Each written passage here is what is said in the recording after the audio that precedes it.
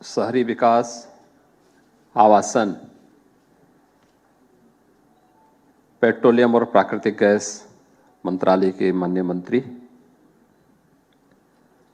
सम्मानित श्री हरदीप सिंह पुरी जी,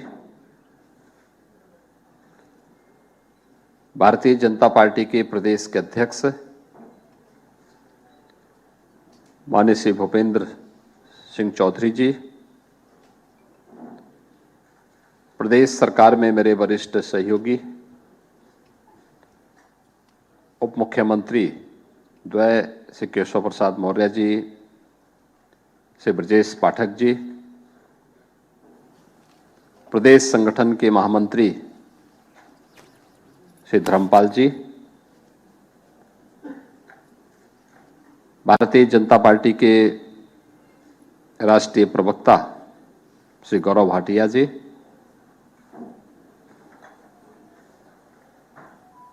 प्रदेश के अंदर एक चौथे स्तंभ के रूप में प्रिंट मीडिया, विजुअल मीडिया के माध्यम से 25 करोड़ जनता को देश और दुनिया की समाचारों से अवगत कराने वाले हमारे सभी यहाँ पर उपस्थित संपादक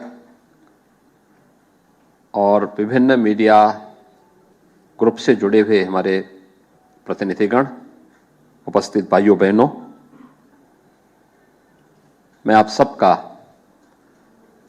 इस संवाद कार्यक्रम में हृदय से स्वागत करता हूं। खासतौर पर केंद्रीय मंत्री माननीय श्री हरदीप सिंह पुरी जी का, जिन्होंने अभी अपने पावर पॉइंट प्रेजेंटेशन के माध्यम से पिछले 9 वर्ष के अंदर देश के अंदर क्या परिवर्तन हुए हैं, इसको यहाँ पर आप सबके सामने न केवल प्रस्तुत किया है, बल्कि आप सबके सामने उसकी हार्ड कॉपी उपलब्ध भी करा दी गई होगी। और मैं आप सबसे अपील करूंगा कि आप उसको एक बार अवलोकन करेंगे तो पिछले 9 वर्ष के अंदर देश के अंदर बदली हुई परिस्थितियां हम न केवल महसूस कर रहे हैं, बल्कि उसके बारे में अलग अलग सेक्टर जो अभी भी हो सकता है कि किन्हीं कारणों से हम लोगों के संज्ञान में ना आया हो, या किन्हीं कारणों से आप लोगों ने या किसी ने उसको टच करने में थोड़ा कहीं भी अगर वो हुआ हो, तो उसको फिर अलग से आप नए सिरे से उसको आम जन तक पहुंचाने में योगदान दे सकते हैं। मित्रों, बहुत बार मैं इस बात को मानता हूं कि पिछले 9 वर्ष का जो एक कालखंड है, यह एक नए भारत का दर्शन हम सब कर रहे हैं। नए भारत का दर्शन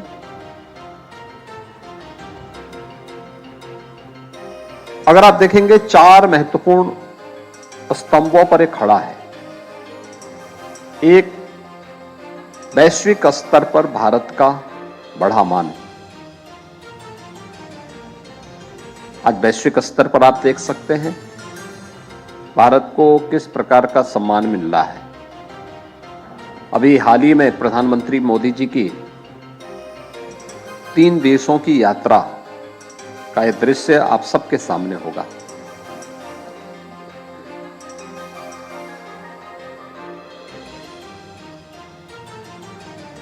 पापुआ न्यू गिनी में माननीय प्रधानमंत्री जी जब वहां गए, तो वहां के प्रधानमंत्री द्वारा, वहां के माननीय प्रधानमंत्री जी ने पैर छू करके उनका अभिनंदन किया। प्रोटोकॉल तोड़ करके देर सायंकाल स्वयं अगवानी के लिए आए। यह पहली बार हुआ है जब किसी संप्रभु राष्ट्र द्वारा वहां के किसी राष्ट्र प्रमुख द्वारा दूसरे अपने समकक्ष राष्ट्र प्रमुख का अभिनंदन इस रूप में किया जा रहा हो। पापुआ न्यू गिनी और फिजी ने अपना सर्वोच्च सम्मान प्रधानमंत्री मोदी जी को दिया और इस दौरान आपने ऑस्ट्रेलिया के प्रधानमंत्री जी के वक्तव्य को भी सुना होगा जो उन्होंने प्रधानमंत्री मोदी जी के प्रति व्यक्त किए। और अमेरिका के राष्ट्रपति जी के द्वारा जो शब्द व्यक्त किए गए कि मोदी जी हमारी इच्छा होती है आपका ऑटोग्राफ लेने का, यानी यह वैश्विक स्तर पर न केवल प्रधानमंत्री मोदी जी का बल्कि भारत की 140 करोड़ आबादी का सम्मान बढ़ा है। हर भारतवासी इस पर गौरव की अनुभूति करता है। और किस रूप में, यह आज किसी से छुपा हुआ नहीं है। 2014 के पहले जब भी कोई भारतवासी दुनिया के अंदर किसी भी अन्य देश की यात्रा में जाता था तो उसे तमाम प्रकार के प्रश्नों से, तमाम प्रकार की आशंकाओं से गुजरना होता था। आज वह उससे उभर चुका है। दुनिया में एक कौतूहल है, दुनिया के अंदर भारत के प्रति एक आकर्षण बढ़ा है, दुनिया के अंदर भारत के बारे में लोगों के मन में एक नई जिज्ञासा प्रारंभ हुई है। और यह जो कौतूहल है, जो आश्चर्य है, जो जिज्ञासा है, यह प्रधानमंत्री मोदी जी के कारण वैश्विक मंच पर भारत की विरासत को सम्मान मिला है।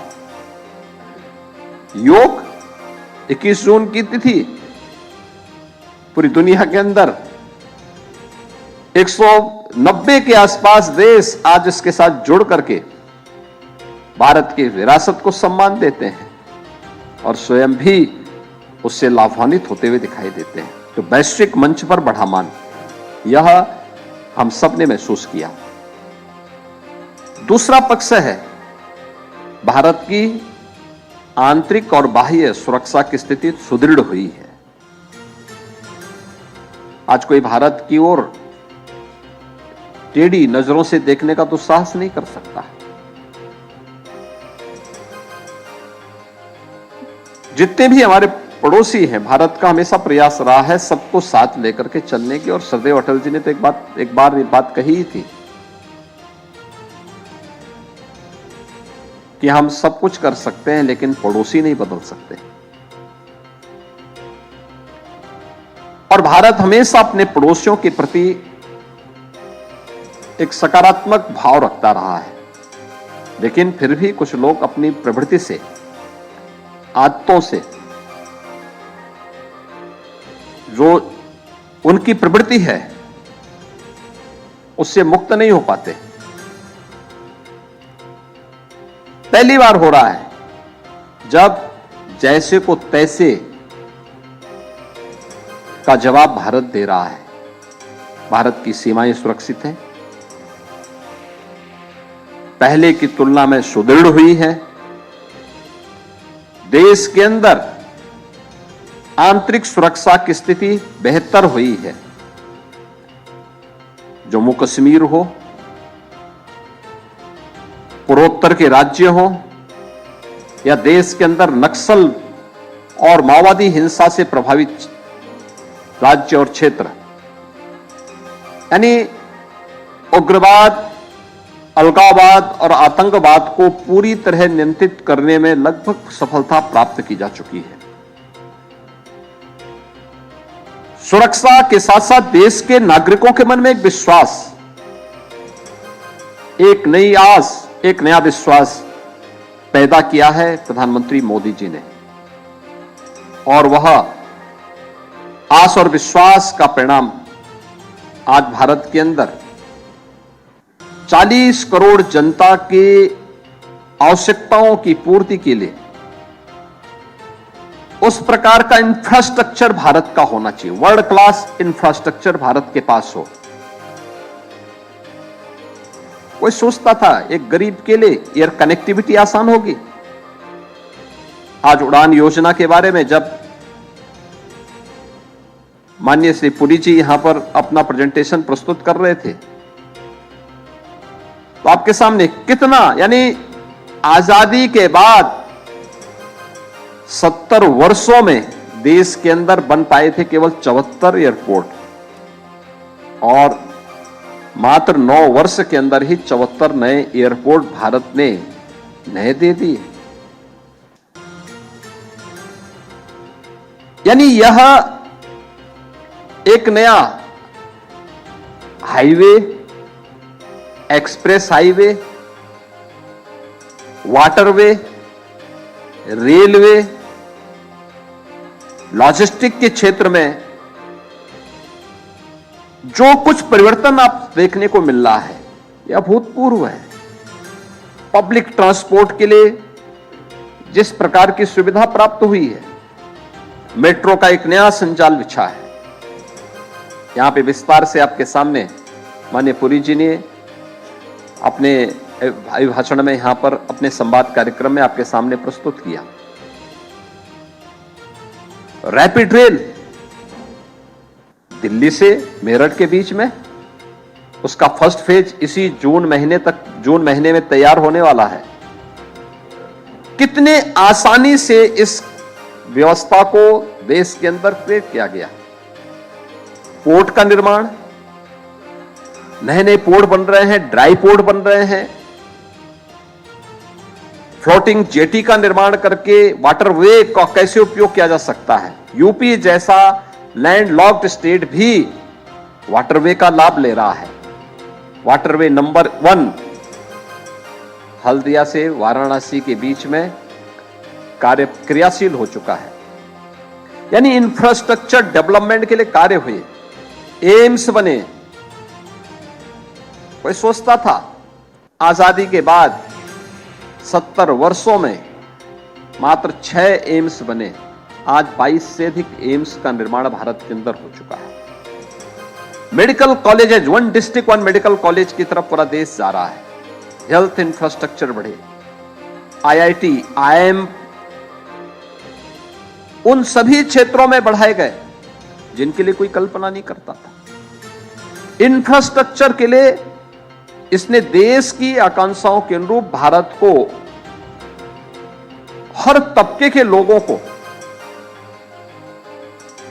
उनकी आवश्यकता के अनुरूप उस प्रकार की इंफ्रास्ट्रक्चर को भी देने का कार्य किया। और चौथा इसका पक्ष है, वह है गरीब कल्याण का। आपने देखा होगा पिछले 9 वर्ष के अंदर भारत सरकार की एक एक योजना, हर एक काम देश के नाम, गरीब कल्याण के लिए समर्पित है। उसमें जाति नहीं, मत नहीं, मजहब नहीं, क्षेत्र नहीं, भाषा नहीं, बल्कि सबका साथ और सबके विकास की भावनाओं को अपने अंदर समेटे हुए ये योजनाएं आगे बढ़ती है। एक एक योजना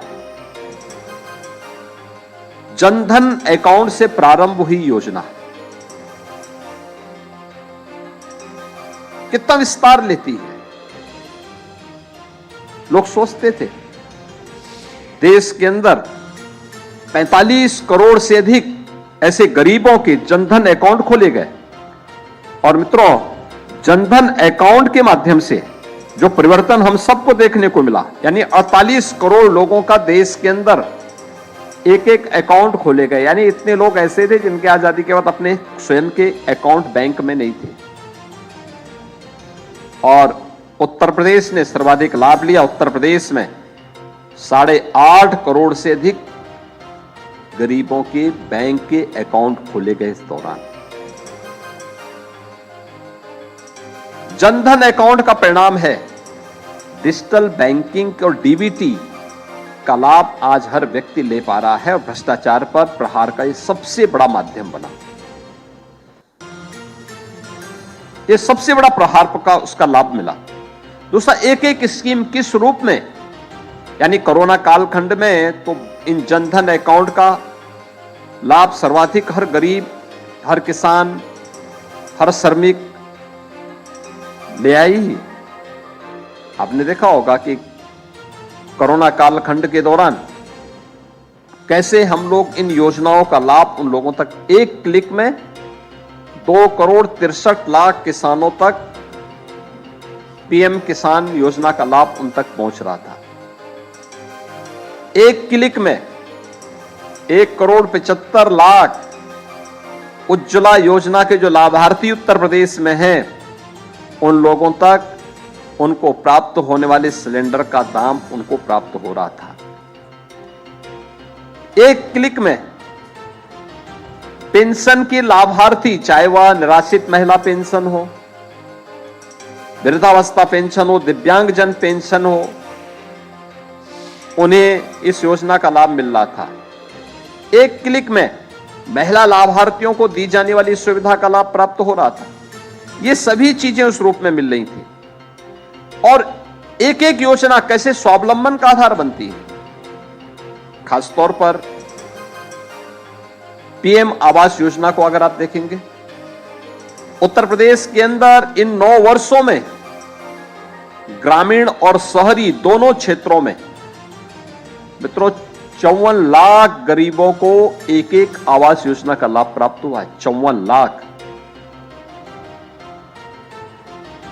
पूरे देश के अंदर 3 करोड़ लोग ऐसे थे जिनके पास अपने सिर ढकने के लिए आवास नहीं थे और उनमें 54 लाख गरीबों को अकेले उत्तर प्रदेश के अंदर इस सुविधा का लाभ प्राप्त हुआ है। शौचालयों का निर्माण अगर आप देखेंगे, स्वच्छ भारत मिशन ने अभी आपने देखा होगा कि यहां पर माननीय केंद्रीय मंत्री जब अपना प्रेजेंटेशन प्रस्तुत कर रहे थे तो उन्होंने उस समय इस बात को बहुत अच्छे ढंग से प्रस्तुत किया था कि WHO की जो रिपोर्ट है वो क्या बताती है। स्वच्छ भारत मिशन के कारण 3 लाख लोगों की जान बची और स्वच्छ भारत मिशन का उत्तर प्रदेश के अंदर क्या परिणाम था। 2,61,00,000 गरीबों के तो शौचालय बनाए गए यूपी में, उत्तर प्रदेश के अंदर, और जिसमें भारत सरकार ने पूरे देश के अंदर 11,72,00,000 शौचालय बनाए, तो उत्तर प्रदेश के अंदर 2,61,00,000 शौचालयों का निर्माण हुआ।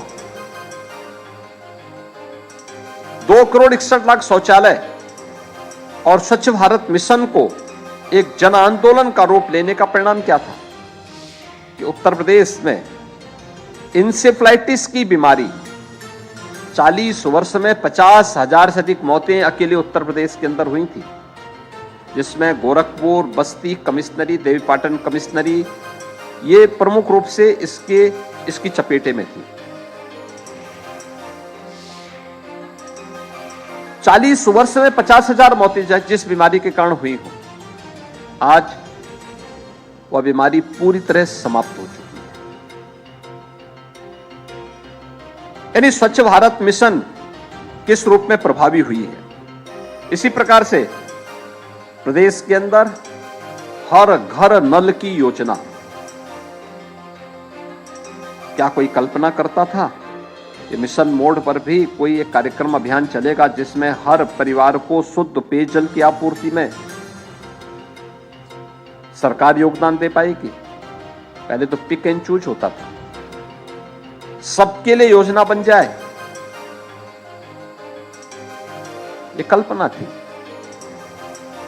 पिछले 9 वर्ष के अंदर 11 करोड़ घरों में नल से जल पहुंचा है और उत्तर प्रदेश में अब तक 1,18,00,000 घरों में नल से जल हम दे चुके हैं और उत्तर प्रदेश के अंदर अभी युद्ध स्तर पर कार्य चल रहे हैं। लगभग हर राजस्व गांव की हमने मैपिंग कर ली है, उसकी DPR बना ली है और उन सभी, चाहे वह ग्रामीण क्षेत्र हो या शहरी क्षेत्र हो, उनमें या तो घर घर नल की योजना लागू हो चुकी है या फिर लागू करने की तैयारियां उसमें युद्ध स्तर पर चल रही हैं।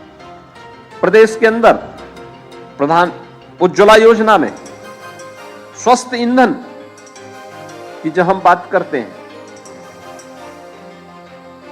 पहले ईंधन के लिए व्यक्ति को भटकना पड़ता था। लकड़ी, गांव में लकड़ी ढूंढने के लिए जाते थे, गोबर के कंठों के लिए ढूंढने के लिए लोगों को मजबूर होना पड़ता था। मिट्टी के तेल यानी केरोसिन और कोयले को खरीदने के लिए मजबूर होना पड़ता था। इनसे होने वाला प्रदूषण अलग। बरसात हो गई, भीग गया तो परिवार को भूखों रहना पड़ता था। स्वस्थ ईंधन की व्यवस्था पहली बार देश के अंदर, और जहां 9 करोड़ 60 लाख परिवारों को देश के अंदर इस सुविधा का लाभ प्राप्त हुआ, उत्तर प्रदेश में 1 करोड़ 75 लाख परिवारों को इस सुविधा से लाभान्वित करने का काम भी किया गया। स्ट्रीट वेंडर कोई पूछता ही नहीं था। पटरी व्यवसायी, देश के अंदर अगर 34 करोड़ 45 लाख स्ट्रीट वेंडर इस योजना से लाभान्वित हुए हैं, तो मित्रों उत्तर प्रदेश के अंदर इस योजना से 11,94,000 स्ट्रीट वेंडर यानी पटरी, ठेला, खोमचा, रेहड़ी लगाने वाले लाभार्थियों को पीएम स्वनिधि योजना में, इस योजना के माध्यम से उन्हें ब्याज मुक्त ऋण उपलब्ध करवाने का कार्य बैंकों से किया गया। पीएम स्वामित्व योजना,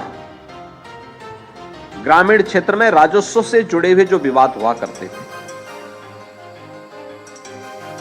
कोई सोच ही नहीं सकता था कि इसके बारे में भी कभी उसको इस जमीन का मालिकाना अधिकार मिलेगा। लोग सोचते भी नहीं थे। आज मुझे बताते हुए प्रसन्नता है, उत्तर प्रदेश देश की आबादी का सबसे बड़ा राज्य है। अब तक उत्तर प्रदेश के अंदर हम 56 लाख परिवारों को पीएम स्वामित्व योजना, जहां पे जिसका घर है उस जमीन का मालिकाना अधिकार भी घरौनी के माध्यम से उस परिवार को दे दिया गया है। और हमारा पूरा प्रयास है कि नवंबर 2023 तक हम उत्तर प्रदेश के हर उस ग्रामीण क्षेत्र में जो ग्राम सभा की किसी भूमि पर जिसने आवास बनाया है, अगर रिजर्व कैटेगरी का नहीं है, तो हम उसे घरौनी उपलब्ध करवा करके उस जमीन का मालिकाना अधिकार उसको उपलब्ध करवा देंगे। उसके बाद वह उस जमीन के नाम पर लोन लेने का अधिकारी हो सकता है, अपने स्वयं के व्यवसाय के लिए कोई ऋण ले सकता है। और पूरे देश के अंदर यह एक मिशन बोर्ड पर कार्यक्रम चल रहा है। इससे राजस्व के विवादों का, बहुत सारे विवादों का निस्तारण हुआ है और ये उत्तर प्रदेश के अंदर वर्तमान में चल रहा है। आकांक्षात्मक जनपद अक्सर होता था देश के अंदर, जब नीति आयोग ने आकांक्षात्मक एस्पिरेशनल डिस्ट्रिक्ट के कुछ पैरामीटर तय किए और उसमें कुछ जनपदों को तय माना कि ये जनपद अभी भी विकास की दौड़ में पीछे रुक चुके हैं। एक स्वस्थ प्रतिस्पर्धा, नया फंड नहीं देना है, मौजूदा जो आपका फंड है उसी से आपको कन्वर्जन के माध्यम से इन योजनाओं को आगे बढ़ाना है। और भारत सरकार और राज्य सरकारों को जब इस जिम्मेदारी दी गई, जिन आकांक्षात्मक जनपदों की प्रोग्रेस के बारे में भी यहां पर माननीय पुरी जी बता रहे थे, 117 में से 8 जनपद उत्तर प्रदेश के थे, जिनमें 4 नेपाल के से सटे हुए जनपद थे, सिद्धार्थनगर, बलरामपुर, श्रावस्ती, बहराइच, और 4 जनपद चंदौली, सोनभद्र, चित्रकूट और फतेहपुर। ये 8 जनपद थे, जिन 8 जनपदों को एस्पिरेशनल डिस्ट्रिक्ट के रूप में घोषित किया था और इनके पैरामीटर बहुत पीछे थे, इसमें सभी में बहुत पीछे थे। आज ये सभी देश यानी उत्तर प्रदेश के अंदर भी और देश के अंदर भी आकांक्षात्मक जनपद सामान्य विकास की दर के साथ आगे बढ़ते हुए दिखाई दिए। वहां पर अन्य आवश्यकताओं की पूर्ति हुई है और उत्तर प्रदेश ने अब 8 आकांक्षात्मक जनपदों की तर्ज पर भारत सरकार ने 500 विकास खंडों को, उत्तर प्रदेश 100 विकास खंडों को उसी तर्ज पर आगे बढ़ाने की एक नई प्रतिस्पर्धा को आगे बढ़ाया है और उसके बहुत सकारात्मक परिणाम आए हैं। विकास का लाभ हर व्यक्ति तक पहुंचाने का कार्य, यह भी उत्तर प्रदेश और देश यानी देश के अंदर जो कार्य प्रारंभ हुए हैं, उत्तर प्रदेश उसका सर्वाधिक लाभ प्राप्त कर रहा है। मित्रों, आयुष्मान भारत योजना, आयुष्मान भारत में आपने देखा होगा कि देश के अंदर लगभग 50 करोड़ लोग, यानी दुनिया की सबसे बड़ी हेल्थ स्कीम है। 50 करोड़ लोग इससे कवरेज हो रहे हैं, जिनमें से बहुत सारे लोगों ने अपने गोल्डन कार्ड बनाए हैं, बहुत सारे लोग नहीं बना पाए हैं। उत्तर प्रदेश के अंदर इस योजना से, चाहे वह प्रधानमंत्री जन आरोग्य योजना आयुष्मान भारत की हो या फिर उसी तर्ज पर हम लोगों ने जो कुछ छूटे हुए लोग थे उनके लिए भी योजना बनाई है, ये सभी मिलकर के लगभग 10 करोड़ लोगों को 5 लाख रुपए सालाना स्वास्थ्य बीमा का कवर उपलब्ध करवाने का कार्य कर रही है। प्रधानमंत्री जीवन ज्योति बीमा योजना, देश के अंदर इसका कवरेज जो लाभार्थी हैं 13 करोड़ 53 लाख हैं, तो उसमें से 1 करोड़ 46 लाख उत्तर प्रदेश के अंदर हैं। और दिव्यांगजन सशक्तिकरण के लिए भी जो सहायक उपकरण और पेंशन की सुविधा है, वह देश के अंदर 24,45,000 है, तो उसमें 2,76,000 उत्तर प्रदेश के अंदर लाभार्थी इस योजना से लाभान्वित हो रहे हैं। मित्रों, किसानों के बारे में प्रधानमंत्री किसान सम्मान निधि, उत्तर प्रदेश का किसान उससे सर्वाधिक लाभान्वित हुआ है, क्योंकि 90% से अधिक किसान उत्तर प्रदेश के अंदर लघु और सीमांत श्रेणी का है, छोटी जोत का है। उत्तर प्रदेश के अंदर, यानी अगर भारत के अंदर 11 करोड़ इस योजना के लाभार्थी हैं, तो अकेले उत्तर प्रदेश में 2 करोड़ 63 लाख लाभार्थी हैं, जिन्हें अब तक पीएम किसान निधि के माध्यम से 55 हजार 800 करोड़ रुपए से अधिक की धनराशि डीबीटी के माध्यम से उनके अकाउंट में आ चुकी है। इसमें 6,000 रुपए सालाना भारत सरकार प्रत्येक किसान को उपलब्ध करवाने का कार्य करती है।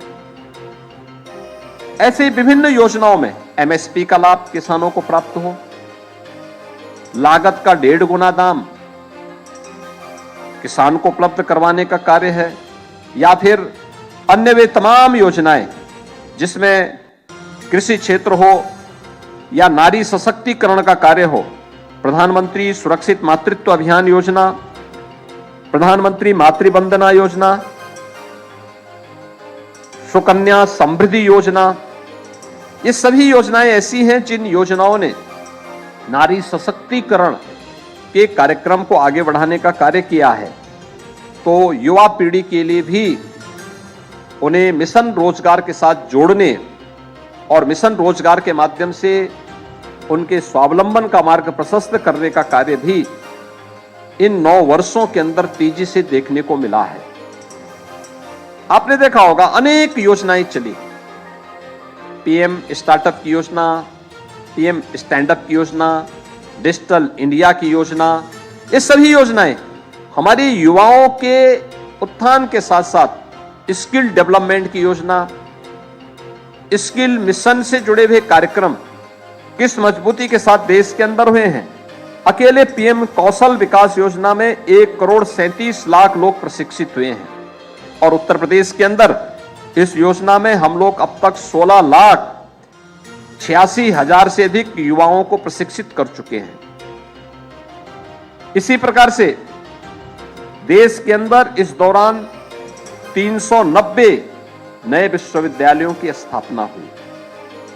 और उत्तर प्रदेश ने भी इस दौरान 10 से अधिक विश्वविद्यालय गवर्नमेंट सेक्टर में और निजी क्षेत्र में भी लगभग 27 विश्वविद्यालयों की स्थापना का मार्ग हम लोगों ने प्रशस्त किया है। प्रदेश के अंदर अगर हम अन्य क्षेत्र में देखेंगे तो बहुत सारे ऐसे सेक्टर हैं जहां पर कार्य मजबूती के साथ आगे बढ़ा है। देश के अंदर एक बड़ी संख्या ऐसी है गांवों की जिन्हें ऑप्टिकल फाइबर के साथ जोड़ने का प्रयास हुआ है। ऑप्टिकल फाइबर का मतलब जहां पे डिजिटल इंडिया का लाभ गांवों के अंदर देखने को मिलेगा। ऑनलाइन उन्हें आय प्रमाण पत्र, जाति प्रमाण पत्र, निवास प्रमाण पत्र या फिर अपने खेत से जुड़े हुए, राजस्व से जुड़े हुए कोई भी डॉक्यूमेंट लेना हो, वह अपने गांव के ग्राम सचिवालय यानी पंचायत भवन से इन सारी सुविधाओं का लाभ ले सकता है। उत्तर प्रदेश ने इस दिशा में अच्छा कार्य किया है। उत्तर प्रदेश अब तक लगभग अपने 56,000 ग्राम पंचायतों में ग्राम सचिवालय के निर्माण के कार्यक्रम को आगे बढ़ा चुका है और ज्यादातर बन चुके हैं। कंप्यूटर ऑपरेटर की भी तैनाती वहां कर दी गई। बैंकिंग कॉरेस्पॉन्डेंट सखी की भी तैनाती वहां कर दी गई, जो बैंकों का लेन देन का काम गांव में, हर गांव में बैंक, यह भी कार्यक्रम उसके साथ जुड़ा है। और साथ साथ ऑप्टिकल फाइबर और इंटरनेट की सुविधा भी उन ग्राम पंचायतों को उपलब्ध करवाने का कार्य किया जा रहा है, जिससे ये सभी डॉक्यूमेंट किसी भी व्यक्ति को, गांव के किसी व्यक्ति को इसके लिए तहसील में, जिला मुख्यालय में या ब्लॉक में न जाना पड़े, गांव में ही इन सुविधाओं का लाभ उन्हें प्राप्त हो। देश के अंदर इस दौरान मेडिकल की सीट्स बढ़ी हैं। 14 से अब तक कुल यानी पिछले 9 वर्षों में देश के अंदर 69,663 मेडिकल की सीट नई जोड़ी गई हैं। नए मेडिकल कॉलेज में प्रदेश, देश के अंदर मैंने आपको पहले बताया कि हम आज 2 एम्स उत्तर प्रदेश के अंदर बने हैं और 1 डिस्ट्रिक्ट 1 मेडिकल कॉलेज की तरफ भी उत्तर प्रदेश आज बढ़ चुका है। प्रदेश के अंदर अर्थव्यवस्था के रूप में अभी यहां पर माननीय पुरी जी ने आपके सामने बताया कि भारत आज दुनिया की 5वीं बड़ी अर्थव्यवस्था बन चुका है और तेजी के साथ जिस रूप में भारत की विकास की दर है, यह दिखाता है कि आने वाले समय में प्रधानमंत्री मोदी जी के नेतृत्व में भारत दुनिया की 3री बड़ी अर्थव्यवस्था बनेगा। व्यवसाय की सुगमता के लिए, ईज ऑफ डूइंग बिजनेस के लिए भारत की प्रोग्रेस दुनिया को निवेश के सबसे अच्छे गंतव्य के रूप में स्थापित करती है और इसमें भारत ने एक अच्छी रैंक यानी लगभग 79 रैंक की छलांग अकेले भारत ने ईज ऑफ डूइंग बिजनेस में पिछले 9 वर्ष के दौरान लगाई है। उत्तर प्रदेश 14वें स्थान से दूसरे स्थान पर आया है और उसका परिणाम है कि उत्तर प्रदेश ने इस दौरान देश के अंदर एक अच्छे निवेश के बेहतरीन स्थल के रूप में अपने आप को स्थापित किया है। प्रदेश के अंदर, देश के अंदर अन्य क्षेत्रों में भी अच्छा कार्य हुआ है। खासतौर पर अगर हम देखेंगे तो 2014 से पिछले 9 वर्षों में 3,28,000 किलोमीटर की ग्रामीण सड़कों का निर्माण हुआ है।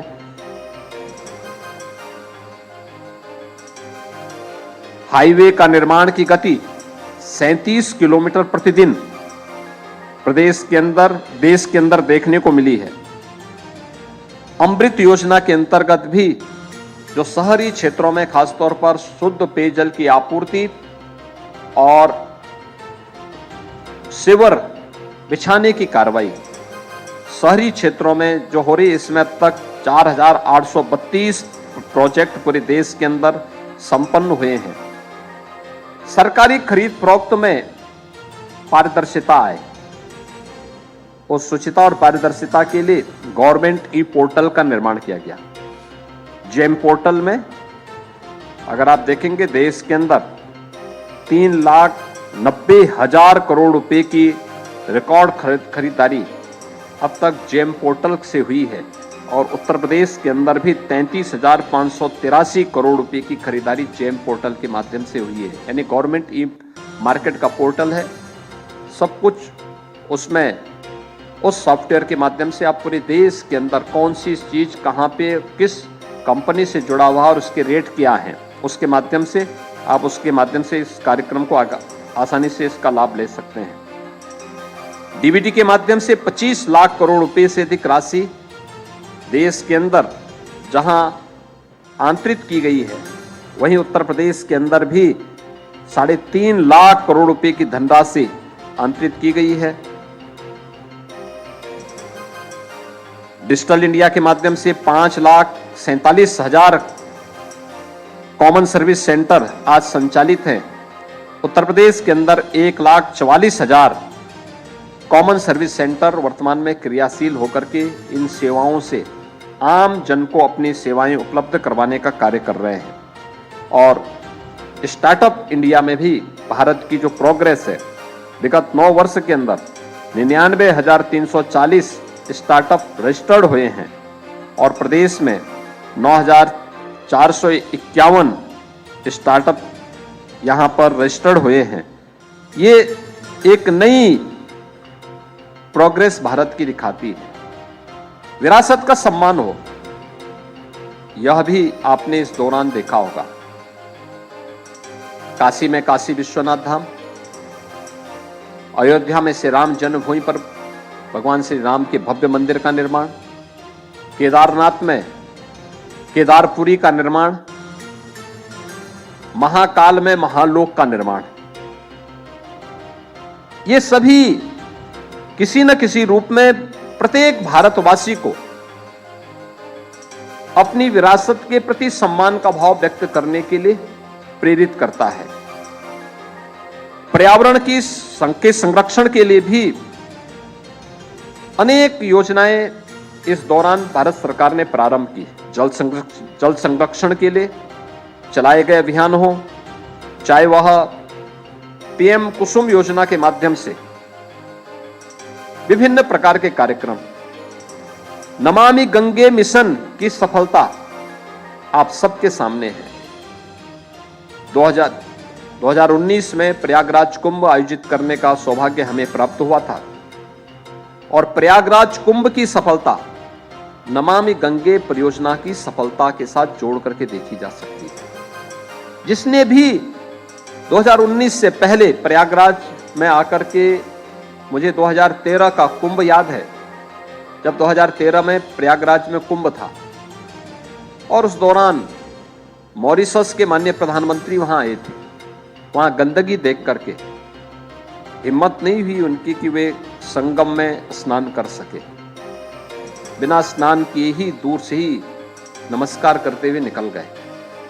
लेकिन 2019 में फिर से प्रवासी भारतीय दिवस के अवसर पर एक बड़े डेलीगेशन के साथ मॉरिशस के माननीय प्रधानमंत्री जी आए थे और प्रयागराज में मैंने उन्हें स्वयं आमंत्रित किया कि आप प्रयागराज में आए, वहां पे कुंभ का दर्शन करें।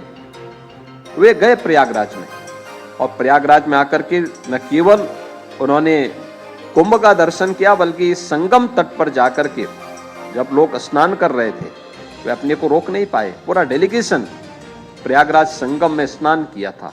ये नमामि गंगे परियोजना का परिणाम हम सब के सामने है। मित्रों, प्रत्येक स्तर पर प्रधानमंत्री मोदी जी के नेतृत्व में भारत ने एक नया सेवा का, सुशासन का और गरीब कल्याण का एक मॉडल न केवल देश को दिया है, बल्कि आज पूरी दुनिया प्रधानमंत्री मोदी जी के इस अहर्निश प्रयास से, इस विजनरी नेतृत्व से आज उनके प्रति आकर्षित है।